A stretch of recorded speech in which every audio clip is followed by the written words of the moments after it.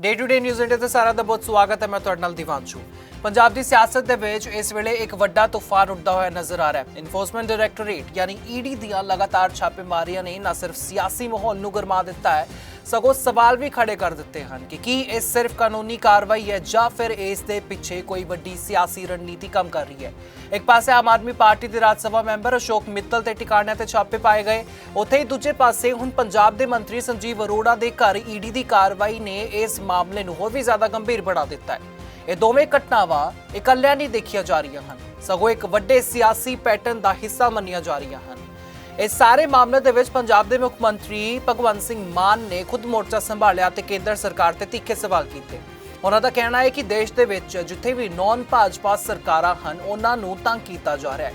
ਉਹ ਕਹਿੰਦੇ ਹਨ ਕਿ ਲੋਕਤੰਤਰ ਦਾ ਮਤਲਬ ਹੁੰਦਾ ਹੈ ਕਿ ਲੋਕ ਆਪਣੀ ਮਰਜ਼ੀ ਦੀ ਸਰਕਾਰ ਚੁਣ ਸਕਣ, ਪਰ ਜੇਕਰ ਚੁਣੀ ਹੋਈ ਸਰਕਾਰ ਨੂੰ ਕੰਮ ਕਰਨ ਤੋਂ ਹੀ ਰੋਕ ਦਿੱਤਾ ਜਾਵੇ ਤਾਂ ਇਹ ਲੋਕਤੰਤਰ ਦੀ ਆਤਮਾ ਦੇ ਖਿਲਾਫ ਹੈ। ਸੀਐਮ ਭਗਵੰਤ ਸਿੰਘ ਮਾਨ ਨੇ ਇਹ ਵੀ ਦੋਸ਼ ਲਗਾਇਆ ਕਿ ਕੇਂਦਰ ਸਰਕਾਰ ਵੱਲੋਂ ਫੰਡ ਰੋਕੇ ਜਾਂਦੇ ਹਨ ਅਤੇ ਗਵਰਨਰ ਦੇ ਜ਼ਰੀਏ ਬਿੱਲਾਂ ਨੂੰ ਲੰਬੇ ਸਮੇਂ ਤੱਕ ਲਟਕਾ ਕੇ ਰੱਖਿਆ ਜਾਂਦਾ ਹੈ, ਜਿਸ ਨਾਲ ਰਾਜ ਸਰਕਾਰਾਂ ਨੂੰ ਮਾਨਯੋਗ ਸੁਪਰੀਮ ਕੋਰਟ ਤੱਕ ਜਾਣਾ ਪੈਂਦਾ ਹੈ। ਇਹ ਮਾਮਲਾ ਸਿਰਫ ਇੱਕ ਰਾਜ ਜਾਂ ਫਿਰ ਇੱਕ ਪਾਰਟੀ ਤੱਕ ਸੀਮਿਤ ਨਹੀਂ ਰਿਹਾ। ਸੀਐਮ ਭਗਵੰਤ ਸਿੰਘ ਮਾਨ ਦਾ ਕਹਿਣਾ ਹੈ ਕਿ ਇਹ ਇੱਕ ਵੱਡਾ ਪੈਟਰਨ ਹੈ ਜਿਸ ਦੇ ਤਹਿਤ ਈਡੀ, ਸੀਬੀਆਈ ਅਤੇ ਹੋਰ ਕੇਂਦਰੀ ਏਜੰਸੀਆਂ ਨੂੰ ਇੱਕ ਸਿਆਸੀ ਹਥਿਆਰ ਵਜੋਂ ਵਰਤਿਆ ਜਾ ਰਿਹਾ ਹੈ। ਉਹ ਕਹਿੰਦੇ ਹਨ ਕਿ ਜਦੋਂ ਵੀ ਕੋਈ ਵਿਰੋਧੀ ਪਾਰਟੀ ਮਜ਼ਬੂਤ ਹੁੰਦੀ ਹੈ ਜਾਂ ਫਿਰ ਚੋਣਾਂ ਨੇੜੇ ਆਉਂਦੀਆਂ ਹਨ, ਉਦੋਂ ਇਹ ਏਜੰਸੀਆਂ ਅਚਾਨਕ ਸਰਗਰਮ ਹੋ ਜਾਂਦੀਆਂ ਹਨ। ਇਸ ਤਰ੍ਹਾਂ ਦੇ ਦੋਸ਼ਾਂ ਨੇ ਦੇਸ਼ ਦੀ ਸਿਆਸਤ ਦੇ ਵਿੱਚ ਇੱਕ ਵੱਡੀ ਚਰਚਾ ਨੂੰ ਜਨਮ ਦਿੱਤਾ ਹੈ ਕਿ ਕੀ ਜਾਂਚ ਏਜੰਸੀਆਂ ਸੱਚਮੁੱਚ ਨਿਰਪੱਖ ਹਨ ਜਾਂ ਫਿਰ ਉਹਨਾਂ ਨੂੰ ਸਿਆਸੀ ਮਕਸਦਾਂ ਦੇ ਲਈ ਵਰਤਿਆ ਜਾ ਰਿਹਾ ਹੈ। ਸੀਐਮ ਭਗਵੰਤ ਸਿੰਘ ਮਾਨ ਨੇ ਆਪਣੇ ਬਿਆਨ ਦੇ ਵਿੱਚ ਇਹ ਵੀ ਕਿਹਾ ਕਿ ਆਮ ਆਦਮੀ ਪਾਰਟੀ ਨੂੰ ਖਾਸ ਤੌਰ ਤੇ ਨਿਸ਼ਾਨਾ ਬਣਾਇਆ ਜਾ ਰਿਹਾ ਹੈ। ਉਹਨਾਂ ਦੇ ਅਨੁਸਾਰ ਇਹ ਪਾਰਟੀ ਪਿਛਲੇ ਕੁਝ ਸਾਲਾਂ ਦੇ ਵਿੱਚ ਤੇਜ਼ੀ ਦੇ ਨਾਲ ਉੱਭਰਦੀ ਹੋਈ ਨਜ਼ਰ ਆ ਰਹੀ ਹੈ ਅਤੇ ਇੱਕ ਰਾਸ਼ਟਰੀ ਪਾਰਟੀ ਬਣ ਚੁੱਕੀ ਹੈ। ਇਸ ਕਾਰਨ ਕੁਝ ਸਿਆਸੀ ਤਾਕਤਾਂ ਨੂੰ ਇਹ ਡਰ ਹੈ ਕਿ ਇਹ ਪਾਰਟੀ ਅੱਗੇ ਜਾ ਕੇ ਵੱਡਾ ਚੁਣੌਤੀ ਤਾਂ ਨਹੀਂ ਬਣ ਸਕੇ। ਇਸ ਲਈ ਇਸ ਨੂੰ ਕਮਜ਼ੋਰ ਕਰਨ ਦੇ ਲਈ ਵੱਖ-ਵੱਖ ਤਰੀਕੇ ਅਪਣਾਏ ਜਾ ਰਹੇ ਹਨ।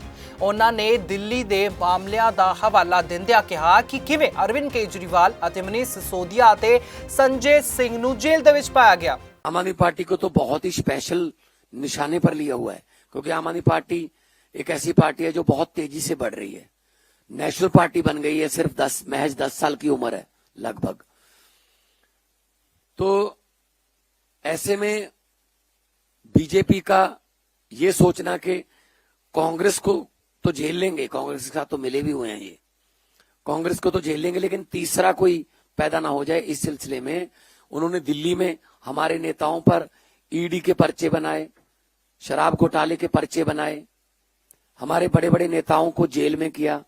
अरविंद केजरीवाल को जेल में दिया, एक सिटिंग सीएम को, हमारे डिप्टी सीएम को जेल में, हमारे राज्यसभा मेंबर संजय सिंह जेल में।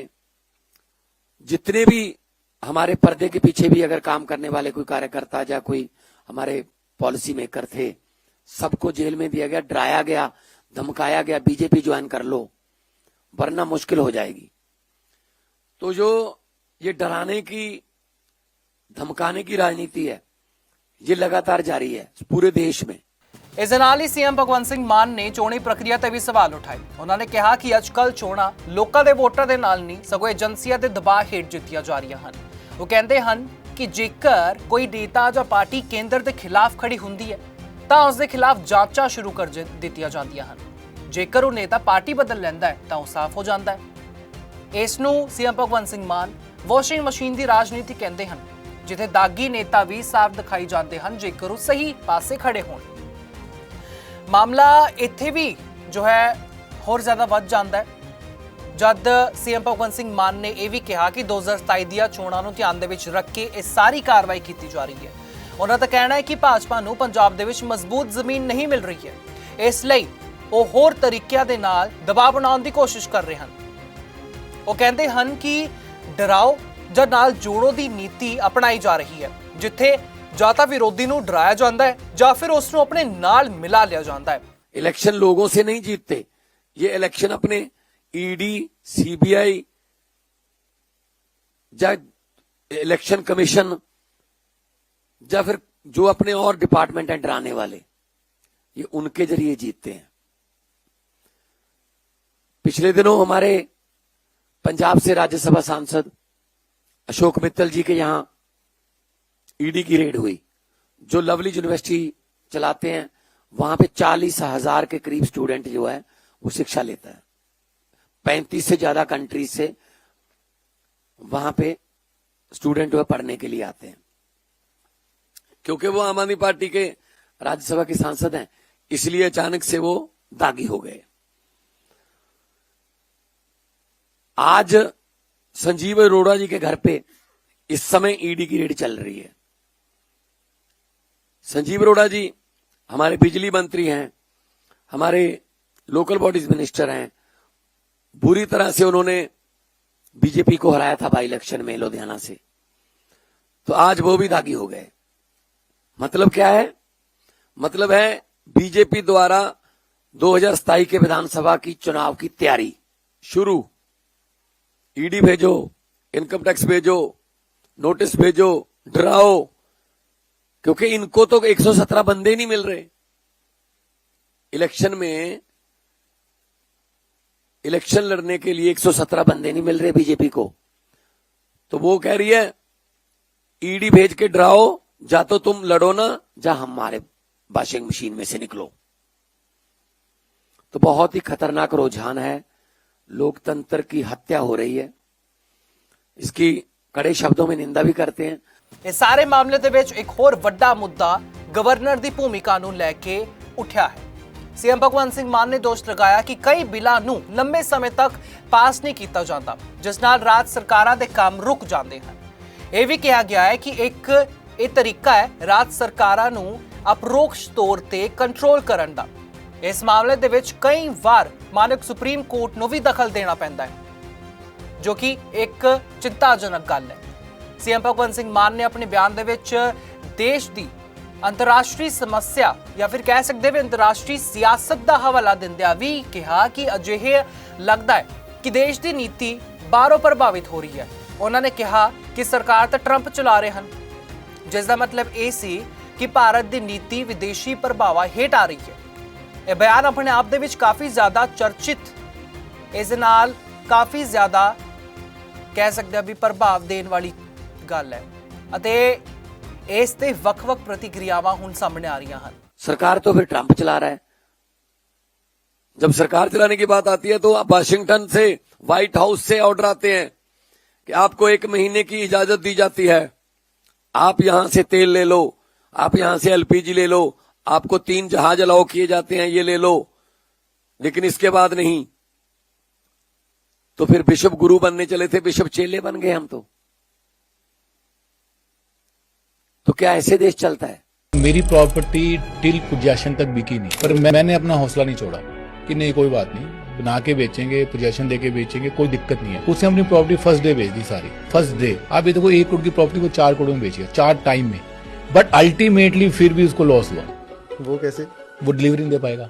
कैसे दे पाएगा? 4 लाख रुपए वो डिवर्जन ऑफ फंड्स फिर कहीं ना कहीं लगाएगा, वो प्रोजेक्ट चलेगा नहीं चलेगा पता नहीं क्या होगा डेफिनेटली। तो उसमें लोटी भी परेशान होगा। लोटी को जो 4 करोड़ का प्रोडक्ट लिया वो उसका 50 लाख का भी नहीं बिकेगा, क्योंकि प्रोजेक्ट पूरा ही नहीं हुआ। ਉਹਨਾਂ ਨੇ ਕੋਆਪਰੇਟ ਘਰਾਣਿਆਂ ਦਾ ਵੀ ਜ਼ਿਕਰ ਕੀਤਾ ਹੈ ਅਤੇ ਕਿਹਾ ਹੈ ਕਿ ਦੇਸ਼ ਦੇ ਵਿੱਚ ਕੁਝ ਵੱਡੇ ਉਦਯੋਗਪਤੀਆਂ ਨੂੰ ਤਰਜੀਹ ਦਿੱਤੀ ਜਾਂਦੀ ਹੈ। ਇਹ ਦੋਸ਼ ਨਵੇਂ ਨਹੀਂ ਹਨ, ਪਰ ਇਸ ਮਾਮਲੇ ਦੇ ਸੰਦਰਭ ਦੇ ਵਿੱਚ ਇਹਨਾਂ ਨੂੰ ਸਿਰਫ ਕਹਿ ਸਕਦੇ ਆ ਵੀ ਦੁਬਾਰਾ ਉਠਾਇਆ ਜਾ ਰਿਹਾ ਹੈ। ਇਸ ਨਾਲ ਇਹ ਸਵਾਲ ਵੀ ਖੜਾ ਹੁੰਦਾ ਹੈ ਕਿ ਸਿਆਸਤ ਅਤੇ ਕਾਰੋਬਾਰ ਦੇ ਰਿਸ਼ਤੇ ਬਹੁਤ ਹੀ ਜ਼ਿਆਦਾ ਗਹਿਰੇ ਹੋ ਚੁੱਕੇ ਹਨ। ਇਸ ਪੂਰੇ ਮਾਮਲੇ ਦੇ ਵਿੱਚ ਵਿਰੋਧੀ ਪੱਖ ਵੱਲੋਂ ਵੀ ਤਿੱਖੀਆਂ ਜਿਹੜੀ ਪ੍ਰਤੀਕਿਰਿਆਵਾਂ ਨੇ ਉਹ ਸਾਹਮਣੇ ਆਈਆਂ ਹਨ। ਭਾਜਪਾ ਨੇ ਆਮ ਆਦਮੀ ਪਾਰਟੀ ਦੇ ਭ੍ਰਿਸ਼ਟਾਚਾਰ ਤੇ ਦੋਸ਼ ਲਗਾਏ ਹਨ ਅਤੇ ਕਿਹਾ ਕਿ ਜਾਂਚ ਏਜੰਸੀਆਂ ਆਪਣਾ ਕੰਮ ਕਰ ਰਹੀਆਂ ਹਨ। ਉਹਨਾਂ ਦਾ ਕਹਿਣਾ ਹੈ ਕਿ ਜੇਕਰ ਕੋਈ ਗਲਤ ਕੰਮ ਕਰਦਾ ਹੈ ਤਾਂ ਉਸ ਦੇ ਖਿਲਾਫ ਕਾਰਵਾਈ ਹੋਣੀ ਚਾਹੀਦੀ ਹੈ, ਭਾਵੇਂ ਉਹ ਕਿਸੇ ਵੀ ਪਾਰਟੀ ਦੇ ਵੱਲ ਹੋਵੇ ਜਾਂ ਫਿਰ ਕਿਸੇ ਵੀ ਪਾਰਟੀ ਦੇ ਨਾਲ ਸੰਬੰਧਿਤ ਹੋਵੇ। ਇਸ ਤਰ੍ਹਾਂ ਦੋਵੇਂ ਪਾਸਿਆਂ ਵੱਲੋਂ ਤਿੱਖੇ ਬਿਆਨਾਂ ਨੇ ਮਾਹੌਲ ਨੂੰ ਹੋਰ ਵੀ ਜ਼ਿਆਦਾ ਤਪਾ ਦਿੱਤਾ ਹੈ। ਇਸ ਸਾਰੇ ਸੰਦਰਭ ਦੇ ਵਿੱਚ ਇੱਕ ਵੱਡਾ ਸਵਾਲ ਇਹ ਹੈ ਕਿ ਆਮ ਜਨਤਾ ਇਸ ਨੂੰ ਕਿਵੇਂ ਦੇਖਦੀ ਹੈ, ਕਿ ਲੋਕ ਇਸ ਨੂੰ ਸੱਚਮੁੱਚ ਭ੍ਰਿਸ਼ਟਾਚਾਰ ਖਿਲਾਫ ਕਾਰਵਾਈ ਮੰਨਦੇ ਹਨ ਜਾਂ ਫਿਰ ਇਸ ਨੂੰ ਸਿਆਸੀ ਬਦਲੇ ਦੀ ਕਾਰਵਾਈ ਵਜੋਂ ਦੇਖਦੇ ਹਨ। ਇਹ ਗੱਲ ਆਉਣ ਵਾਲੇ ਚੋਣਾਂ ਦੇ ਵਿੱਚ ਵੀ ਜੋ ਹੈ ਪ੍ਰਭਾਵ ਪਾ ਸਕਦੀ ਹੈ। ਜੇਕਰ ਲੋਕਾਂ ਨੂੰ ਲੱਗਦਾ ਹੈ ਕਿ ਸਿਆਸਤ ਦੇ ਵਿੱਚ ਏਜੰਸੀਆਂ ਦਾ ਗਲਤ ਇਸਤੇਮਾਲ ਹੁੰਦਾ ਹੈ ਤਾਂ ਇਹ ਲੋਕਤੰਤਰ ਦੇ ਲਈ ਚਿੰਤਾਜਨਕ ਗੱਲ ਹੋ ਸਕਦੀ ਹੈ।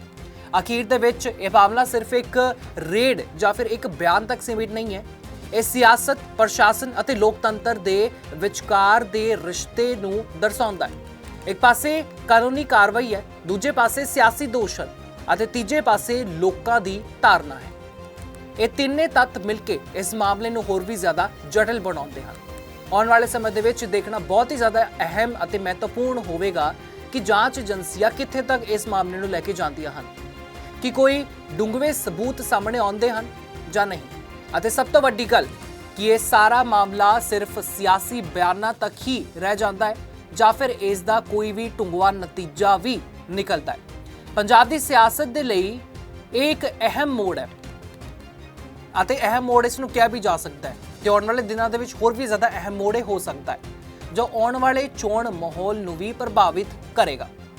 ਵੈਲ ਇਸ ਦੇ ਬਾਰੇ ਤੁਹਾਡਾ ਕੀ ਕੁਝ ਕਹਿਣਾ ਹੋਏਗਾ ਸਾਨੂੰ ਕਮੈਂਟ ਸੈਕਸ਼ਨ ਦੇ ਵਿੱਚ ਜ਼ਰੂਰ ਦੱਸ ਸਕਦੇ ਹੋ। Day to Day News India ਤੁਹਾਡੇ ਨਾਲ ਹਮੇਸ਼ਾ ਵਾਅਦਾ ਕਰਦਾ ਹੈ ਨਿਰਪੱਖਤਾ ਤੇ ਸਟੀਕਤਾ ਨਾਲ ਤੁਹਾਡੇ ਤੱਕ ਹਰ ਇੱਕ ਖਬਰ, ਇਨਫੋਰਮੇਸ਼ਨ ਤੇ ਅਪਡੇਟ ਇਸੇ ਤਰੀਕੇ ਦੇ ਨਾਲ ਪਹੁੰਚਾਉਂਦਾ ਰਹੇਗਾ। ਸਾਰੇ ਚੈਨਲ ਦਾ ਕੋਈ ਵੀ ਪੱਤਰਕਾਰ ਨਾ ਕਿਸੇ ਤੋਂ ਕੋਈ ਤੋਹਫਾ ਲਵੇਗਾ, ਨਾ ਇਸ਼ਤਿਹਾਰ ਨਹੀਂ ਕਰੇਗਾ ਕਿਸੇ ਨੂੰ ਬਲੈਕਮੇਲ ਤੇ। ਅਸੀਂ ਹਮੇਸ਼ਾ ਕੋਸ਼ਿਸ਼ ਕਰਾਂਗੇ ਕਿ ਅਸੀਂ ਦਬੇ ਕੁਚਲੇ ਲੋਕਾਂ ਦੀ ਆਵਾਜ਼ ਬਣੀਏ ਤੇ ਅਜਿਹੇ ਕਿਸੇ ਵੀ ਵਿਅਕਤੀ ਦੀ ਖਬਰ ਨਾ ਚਲਾਈਏ ਜੋ ਕਿ ਭੋਲੇ ਭਾਲੇ ਲੋਕਾਂ ਨੂੰ ਠੱਗਦਾ ਹੋਵੇ। ਇਸ ਦੇ ਨਾਲ ਸਾਰੇ ਚੈਨਲ ਦਾ ਮਕਸਦ ਹੋਵੇਗਾ ਲੋਕਤੰਤਰ ਦੇ ਚੌਥੇ ਥੰਮ ਨੂੰ ਲੋਕਾਂ ਦੀਆਂ ਨਜ਼ਰਾਂ ਤੇ ਸਾਹਮਣੇ ਮੁੜ ਤੋਂ ਮਜ਼ਬੂਤ ਕਰਨਾ। ਮੈਨੂੰ ਦੇ ਇਜਾਜ਼ਤ ਤੇ ਸਾਨੂੰ ਹਰ ਕਿਸੇ ਸੋਸ਼ਲ ਮੀਡੀਆ ਪਲੇਟਫਾਰਮ ਤੇ ਲਾਈਕ, ਸ਼ੇਅਰ ਤੇ ਸਬਸਕ੍ਰਾਈਬ ਕਰਨਾ ਬਿਲਕੁਲ ਵੀ ਨਾ ਭੁੱਲਿਓ।